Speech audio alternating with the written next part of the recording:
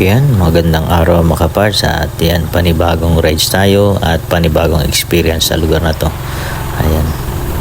So medyo malayong lalakbay natin mga kapards at nagsita na tayo ng motor para maghila sa atin papunta dun sa location kung saan tayo rides ngayong araw. At ayan, hindi ako nakamotor, mukha lang nakamotor kasi nga marinig nyo yung andar ng makina ng motor na humihila sa akin. Ayan, at napakasarap namang mag-rides sa lugar na yung mga hindi mo pa napupuntahan, mga unexpected na mga lugar kung saan papunta kami doon sa location. At ayan, medyo nakakangawit nga lang talaga ang nakahawak ka sa tali tapos hinihila ka ng motor. Kaya lang ang hirap kasi mag-rides nang magbabike ako papunta dun sa area tapos pagod na pagod ka, kakapadyak.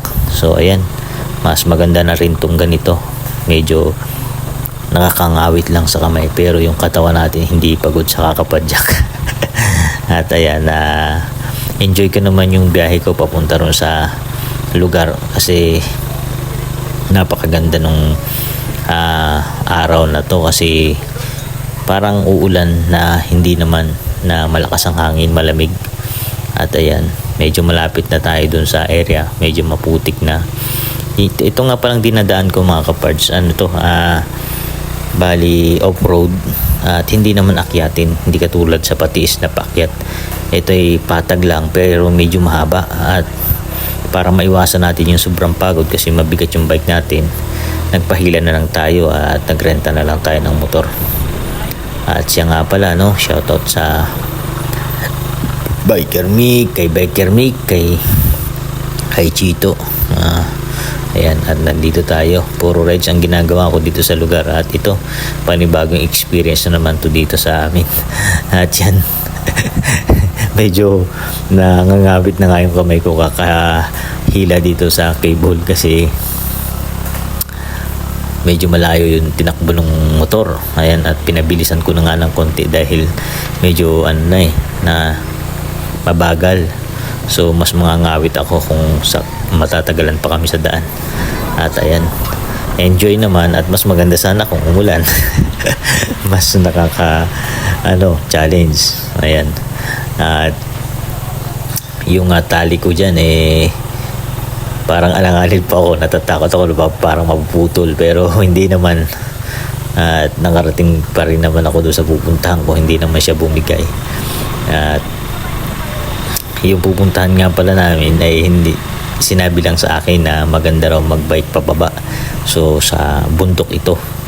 So pagdating ko doon sa area, aakit pa ako, sasalunga pa ako ng matarik para lang marating ko yung tuktok tapos magra-rides ako pababa. At ayan, malapit na daw kaming makarating doon, sabi sa akin. Ayan, sabi ko man okay lang kasi enjoy naman ako sa paligid at saka hindi ako bumapadyak kahit tagalan pa.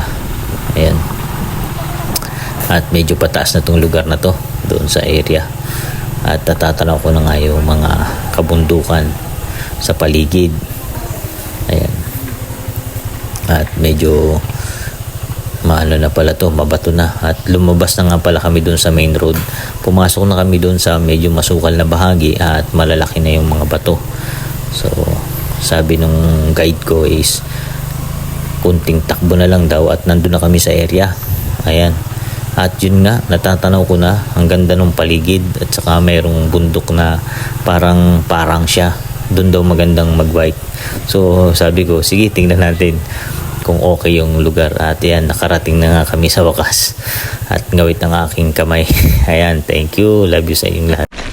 On the way tayo doon sa lugar kung saan tayo pupunta. Ayan, woo! Ang lalaki ng bato. Yan, umakit na nga tayo mga kapards sa bundok. Sobrang tarik ka, grabe, pero panalo to. Wow, ganda, grabe. Namangha ako sa lugar at napakaganda ng lugar. Ayan first time na mayroong magra-rides dito na bike. At yan, nagdahan-dahan na lang ako paakyat kasi sobrang pagod na at sobrang tarik ng bundok. At ang isa pa ay tinitipid ko na yung battery ko kasi nga low bat na. So konti na lang ang mararecord ko dito sa rides na to. Ayan. So ayan, tuktok na ako ng kabundukan. At maya maya pahinga lang tayo ng konti at konting kuha ng mga picture, alin ang magagandang angle. At ayan, rides na tabay pababa. Kung gaano katagal, ganun din naman kabilis pababa. Ayan, picture muna tayo. Sa tuktok na tayo.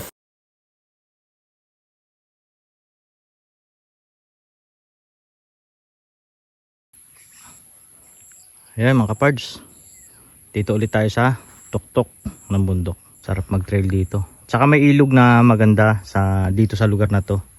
Dito banda, turo ko. Ayan, dito. Dito sa side na to. Nandyan yung ilog na malaki na magandang pagliguan. Tapos magandang trail, malapad siya. At hindi ko na pinatagal, sinimulan ko na.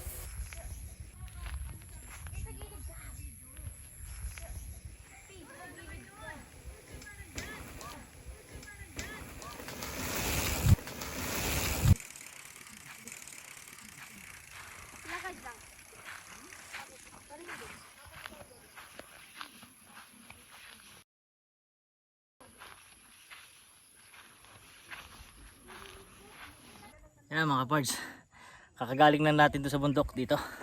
Ayan, panalo to.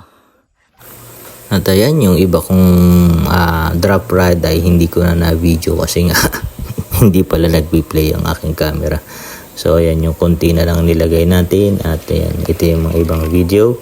Inikot ko yung magandang mga trail doon. Then umuwi na rin tayo. So ayan, kasi medyo mapagod na at hindi na kayang umakyat ulit tayo dun sa tuktok para i-record ulit at mag-drop ride na naman tayo dun. So pagod. So ayan, may mga kaunti akong video at sinama ko na. Pero yung video na yun na yung kabuuan ng drop ride doon. At ayan, nawili na tayo magpahila sa motor, kaya pabalik nagpahila na lang din ulit ako. Happy naman. So ayan, so on the way na tayo pa uwi. Ayan, at thank you sa panonood ng aking video, no? At sana nagustuhan ninyo at please follow nyo ako sa aking YouTube channel. Ang YouTube channel ko ay Biker Mechanic Adventure. So ayan, please subscribe nyo ang aking mga video at pakipollow nyo po ako sa aking YouTube channel.